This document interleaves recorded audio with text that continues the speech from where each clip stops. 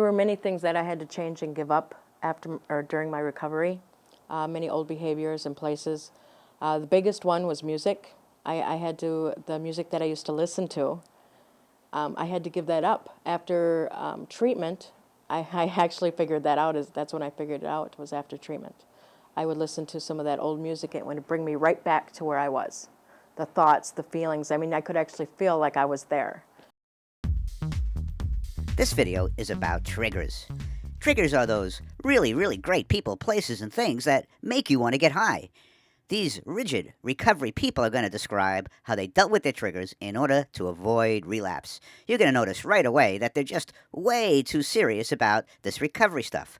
Why? Because they think they need to make radical changes to avoid relapse. That's silly. If you really want to recover, you don't need to avoid people, places, and things, because you're strong, you're tough. In fact, I would suggest that you test yourself every day by exposing yourself to at least one trigger.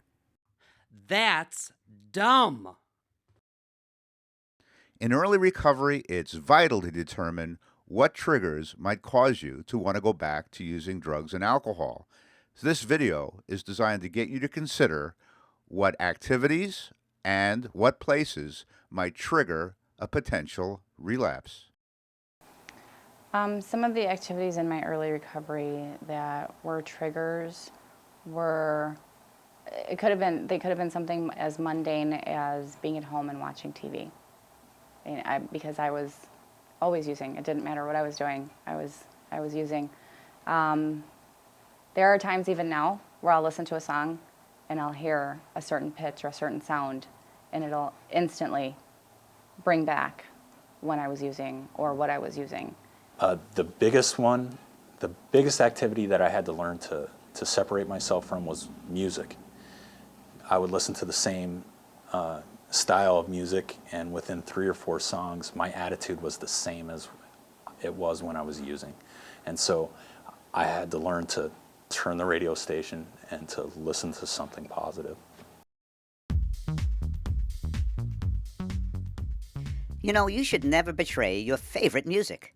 Any music you enjoy is good, and if it reminds you of your party lifestyle, that's even better. This next segment, people will describe what places they needed to avoid not to be triggered. This is very deep stuff, and I want you to find the right place to consider it. Gee, I'd like to recommend that you go to a bar or maybe your dealer's house to determine how it applies to you. No way!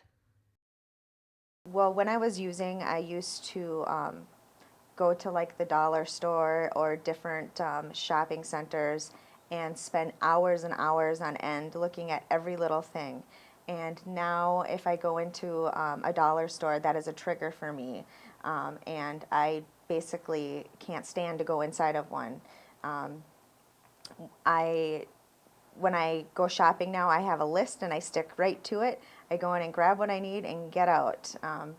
Loitering around the stores and looking at every little thing and tweaking out on things just is not for me. I did enough of that in the drug days. So, what triggers me to want to use drugs and alcohol is maybe being in a social setting where there's drinking, like wedding receptions, things like that. Sometimes I get triggered to use then, and I just leave early, or I bring someone sober with me and have support. In Maryland Avenue, it is a trigger for me because I had a couple dope dealers live on that street, so every time I would pass Maryland Avenue, it'd be pretty easy to get off the merge and nobody would know. Now that you've watched this video, you want to carefully and thoroughly consider how it applies to you. 2 of the best ways to do that is to discuss it in group, or if you're not in a group, to at least note down on a worksheet how it applies to you and what you want to do about it.